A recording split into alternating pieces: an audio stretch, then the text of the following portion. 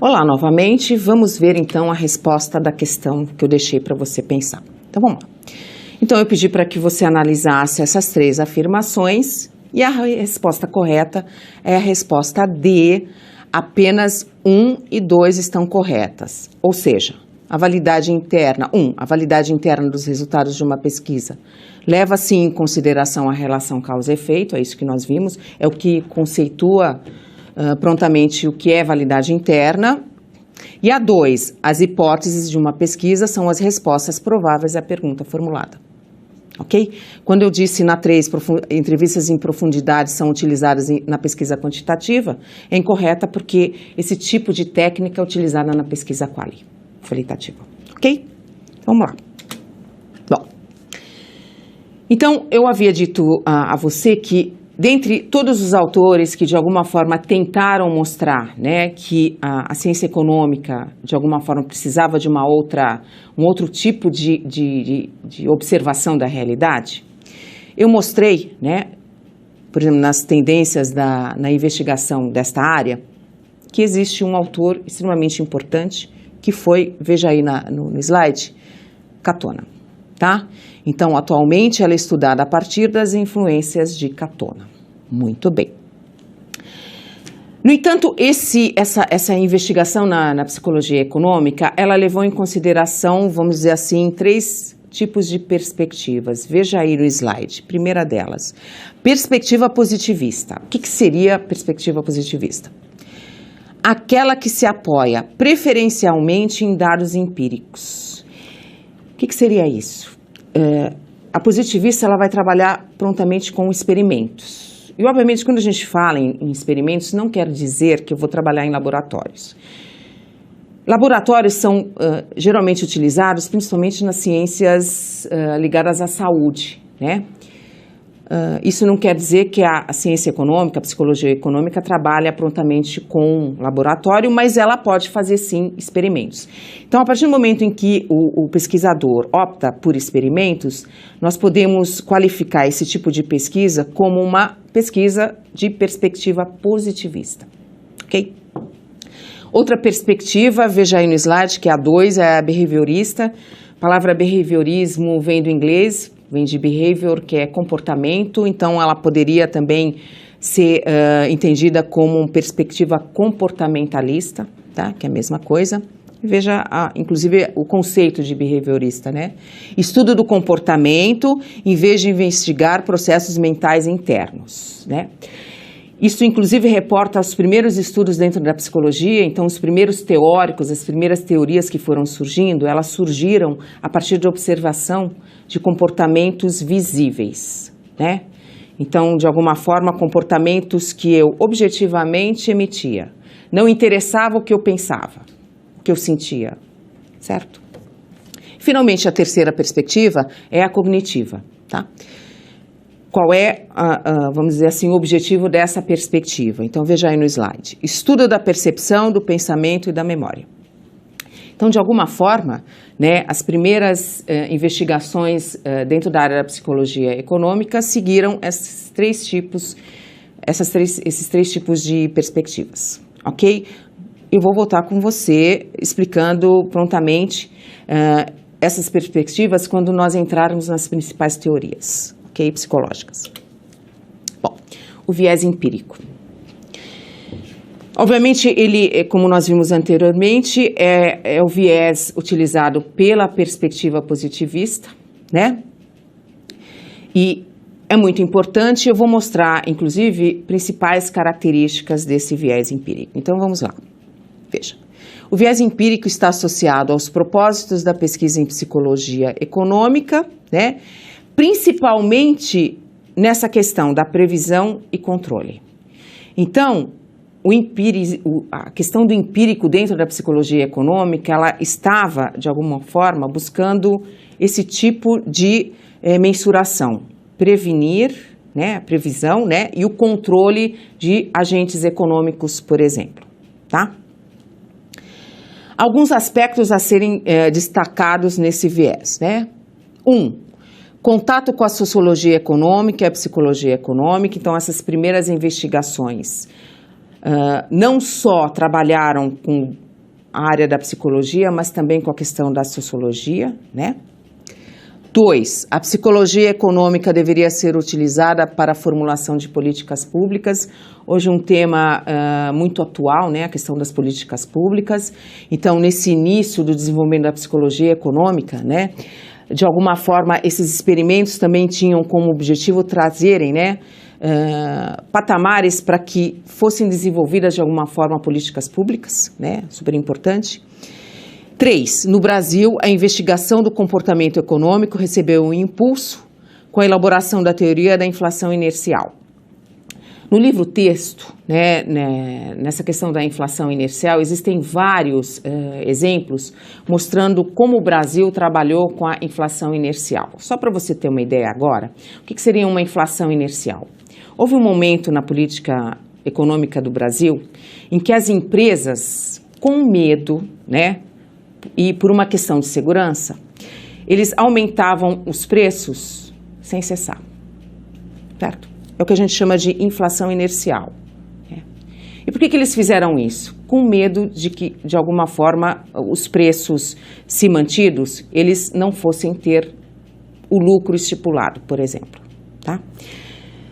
Só que houve momentos no Brasil em que alguns planos que foram colocados em prática mostraram a esses empresários que essa inflação inercial ela não precisaria, né, sempre existir. Era possível manter os preços por um determinado tempo e isso não causaria danos à empresa. Tá? Procure então ler o livro texto, que existem outros e outros exemplos, inclusive mostrando quantos planos econômicos de alguma forma mostraram que essa inflação poderia de alguma forma ser prejudicial. Ok? Próximo slide, eu vou mostrar um pouquinho para você as áreas estudadas entre as ciências econômicas e as ciências comportamentais, tá? Então, aqui nós vamos ver, assim, o primeiro momento em que realmente economia e psicologia, né, tentam chegar a um denominador comum, tentam se complementar, né? Primeira área importante, economia comportamental, e principalmente ela se preocupou com o quê, né? Então, preocupa-se com o desenvolvimento de modelos teóricos sobre o comportamento humano. Então, como é que eu, enquanto pessoa, me comporto economicamente falando, né? Segunda área importante, economia experimental. A experimental, ela é mais associada a uma metodologia de trabalho. Ela vai, de alguma forma, me mostrar, para eu, de alguma forma, entender o comportamento humano, né, dentro do contexto econômico, que existem algumas metodologias, né, são os chamados experimentos, tá? Que eu, inclusive, já falei. Então, de alguma forma, ele vai me direcionar, a economia experimental vai me direcionar algumas técnicas dentro da área de experimentação que me possibilita trazer informações sobre o comportamento econômico. Muito bem. Tem uma observação aí, veja. Tanto a economia comportamental como a economia experimental, veja a observação no slide. Ambas surgiram da insatisfação dos economistas com as explicações disponíveis, certo? E o interessante aqui é que a teoria dos jogos foi importante para tentar entender o comportamento humano a partir dos experimentos. No livro texto, inclusive, existe o exemplo do dilema dos prisioneiros. Eu vou explicar rapidamente para você. Então, é o seguinte, o que é o dilema dos prisioneiros? Então, havia 2 prisioneiros A e B.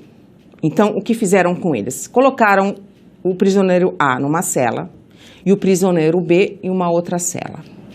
E disseram para esses 2 prisioneiros separadamente, e nenhum deles conhecia, quer dizer, eles não eram conhecidos, em nenhum momento mantiveram contato, deram 3 opções para ambos, né?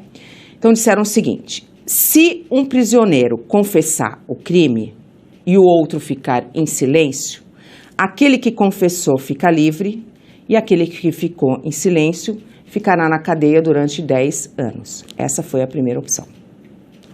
Segunda opção dada a eles, né? Se os 2 ficarem em silêncio, cada um deles ficará preso durante 1 ano. Terceira opção, Se os dois confessarem, né, o que vai acontecer? Cada um deles ficará preso durante 5 anos. Então pediram para que cada um deles refletisse sobre as opções, porque de alguma forma a polícia queria que eles confessassem o crime, e lhes foi dado essas 3 opções, né? O que aconteceu? Obviamente que a opção individual era esperada. E qual seria a opção individual? Um entregaria o outro. No entanto, esse experimento, ele foi repetido várias e várias vezes e mostrou o seguinte: passado um tempo, os prisioneiros acabaram optando em cooperar um com o outro. Qual seria essa cooperação? Ninguém traía o outro. Ambos ficavam em silêncio. Leia melhor isso, né, no livro texto que você vai entender. Mas, enfim, para concluir essa parte, a teoria dos jogos, né, ela foi importante para tentar explicar o quanto estratégias usadas em jogos podem determinar e podem me trazer informações sobre o comportamento humano, tá? Muito bem. Outra área muito estudada são as finanças comportamentais, que estudam o comportamento dos agentes dos mercados financeiros. Enfim, hoje, inclusive, a expressão "o mercado está nervoso", né, de alguma forma, tenta mostrar um pouquinho esse estudo do comportamento, né, dentro desse mercado. Bom, as finanças comportamentais, quais temas que foram prontamente estudados? Então, veja aí no slide. Como os agentes financeiros cometem erros. Outro tema, percepção dos agentes da natureza dos problemas. E, finalmente, percepção da perfeição dos mercados. Existe, de alguma forma, com relação a esses 3 temas, críticas de autores, né? Nós explicamos isso melhor no livro texto, mas, enfim, são temas importantes estudados por uma outra área, que são as finanças comportamentais. Outra área importante, neuroeconomia, eu vou voltar a falar sobre ela na unidade 2, mas de acordo com Ferri, seu propósito seria qual? Encontrar padrões de comportamento onde se faz necessário o uso de métricas e equipamentos que consigam mensurar as respostas biológicas do corpo humano. Vou voltar a esse assunto. De acordo com outro autor, esta área, que é a neuroeconomia, não é? Busca investigar o comportamento econômico por meio de equipamentos e de tecnologia que possibilitam o exame do funcionamento cerebral. Neuro vem de cérebro, né? Então, por isso, que é um estudo prontamente do que acontece no nosso cérebro. Bom, para finalizar esse bloco, trago para você mais uma questão, né? Então, logo que eu terminar de ler, eu já vou trazer também a resposta, ok? Vamos lá. Analise as seguintes afirmações. 1. A perspectiva positivista estuda a percepção. Pense aí. 2. A perspectiva behaviorista estuda o comportamento e não os processos mentais internos. E a afirmação 3. A perspectiva cognitiva estuda os dados empíricos. Muito bem. Alternativa A. Apenas a 3 está correta? B. Apenas a afirmativa 1 está correta? C. Apenas a 2 está correta? D. Apenas 1 e 3 estão corretas? E todas estão corretas. Muito bem. Vamos lá a resposta. A resposta correta é a alternativa C, que diz que apenas a 2 está correta. Por que só a 2 está correta? Veja que a 1 diz que positivista estuda a percepção. É errado, não é ela que estuda. E que a cognitiva estuda os dados empíricos. Seria o inverso, certo? Bom, encerro então aqui a unidade 1. Espero que você tenha, de alguma forma, usufruído bem. Volto a dizer que é importante a leitura do livro-texto. Até a próxima.